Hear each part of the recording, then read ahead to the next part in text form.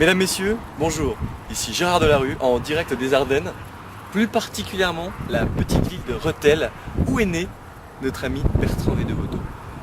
Alors, on connaît bien les Ardennes pour ses spécialités, Verlaine, le boudin blanc ou encore le sanglier.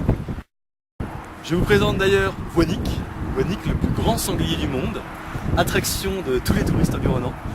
Mais ce que nous connaissons beaucoup moins, c'est l'impact qu'a eu Bertrand Vedevoto sur la ville de Rethel ou la région des Ardennes. Nous avons rencontré certains de ses proches, je vous propose de les voir tout de suite.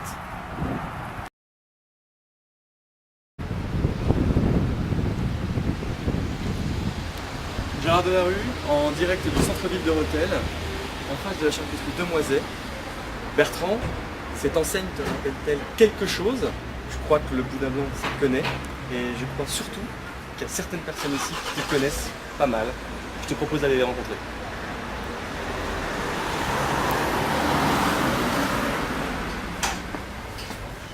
Bonjour. Ravi de vous rencontrer, nous sommes très heureux que vous puissiez nous accorder un petit moment de votre temps. Problème, oui. Toujours là au service des clients. Et nous sommes là. Petit garçon. Merci.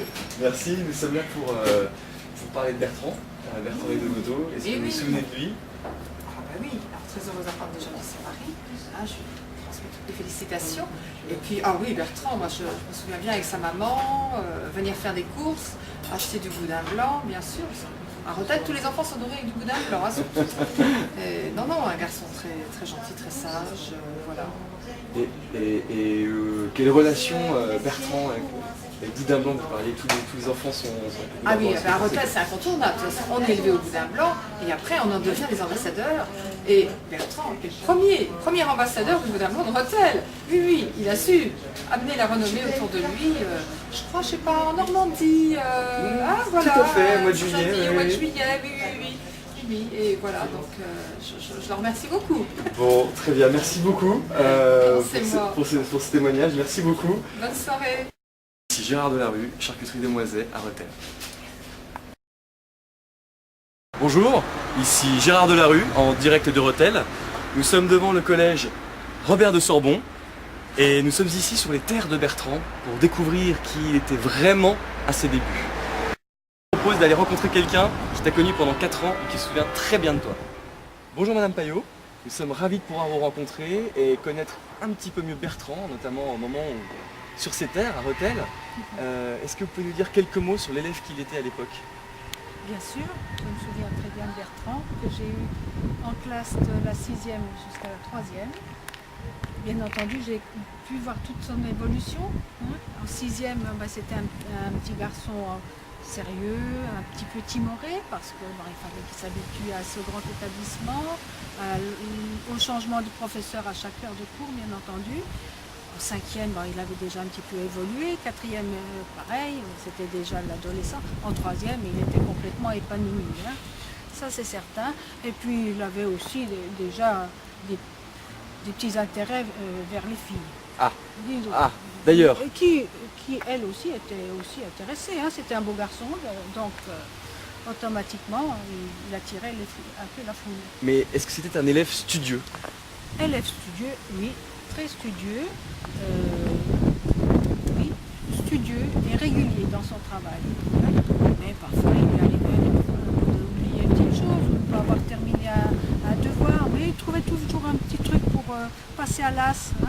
Donc un élève studieux mais avec quelques petits travers. Quelques petits travers à l'occasion, oui. Vous me disiez qu'il savait faire régner un peu la loi en classe si ça lui plaisait pas? Aussi, à partir de la 4e et 3e, quand il est devenu adolescent, il était bien affirmé. Et en plus de ça, physiquement, c'était déjà un grand garçon. Donc, il en imposait un petit peu à ses camarades masculins, ses camarades garçons, et puis aux filles aussi.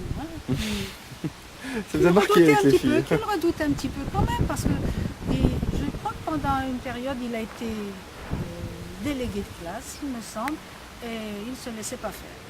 Très bien, très bien. Et puis, en classe, il était toujours assis au premier rang. Ça montre bien que c'était un élève sérieux, n'est-ce pas, et studieux, avec au premier rang, avec ami Mathieu, Mathieu Correa. Ah, Mathieu. Vous vous souvenez de Mathieu? Mathieu et Bertrand? Oui, tous les deux, ils étaient presque, je dirais presque inséparables. Et puis, alors ce qui était amusant, c'est que Mathieu était un élève aussi sérieux, et courageux, travaillait bien aussi, ils avaient de bons résultats. Mais Mathieu était d'une stature plus petite, bien entendu, que Bertrand, qui était déjà presque un colosse à côté de lui. Un colosse.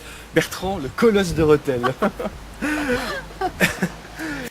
Peut-être un petit mot à Bertrand? Bien volontiers, bien puisque c'est le jour de son mariage, je lui souhaite à lui et à son épouse un grand bonheur, bien sûr, et j'espère avoir le plaisir de les rencontrer un jour.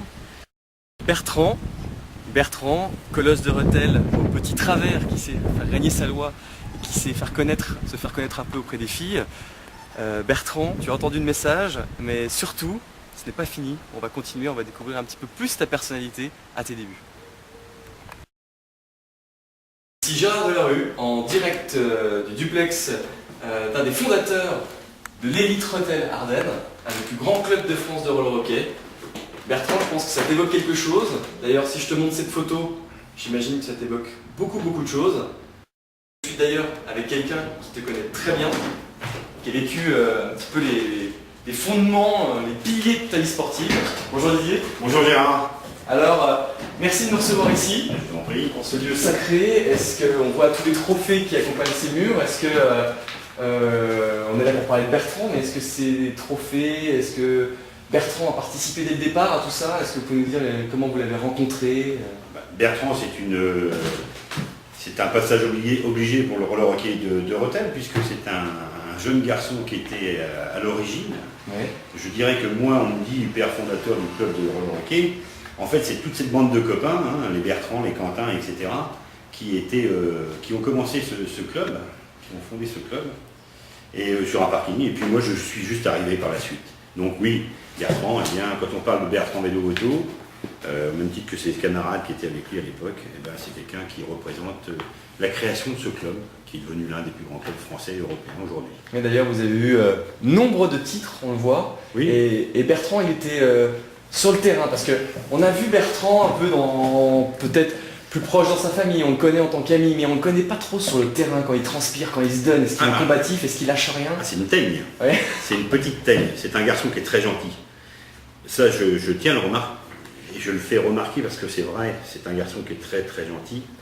Mais c'est un garçon qui se donne, je pense que ça doit être pareil dans son travail et ça doit être pareil dans sa vie. Il se donne à fond partout. C'est un garçon généreux, je ne le dis pas pour faire plaisir, c'est vraiment, je ressens, d'ailleurs je suis toujours en contact avec lui, avec sa famille, ils sont des gens très très sympas. Et c'est un garçon qu'on a du mal à oublier, quoi. C'est un garçon qui est formidable. D'ailleurs, il continue le roller hockey encore aujourd'hui. Oui, je sais, il continue le roller hockey, je sais qu'il suit aussi le club. Sa maman Anne-Marie est pas très loin, on la voit pratiquement tous les jours, donc non, c'est un garçon qui est sérieux et c'est un garçon qui se donnait à fond. Quand il montait avec le casque sur la tête, il fallait pas l'emmerder, voilà. Il jouait, mais il se donnait à fond. Et vous avez des anecdotes de matchs, de coups qu'il a pu donner ou recevoir, des choses? Oh, des coups, il en a donné. Vous savez, dans le hockey, c'est un petit peu comme ça. On file des petits coups de vache de temps en temps, ce qu'on appelle des petits 6 pouces. Le 6 pouces, on laisse passer la route et puis on met un petit coup dans les côtes du mec. D'accord. Ça fait du bien.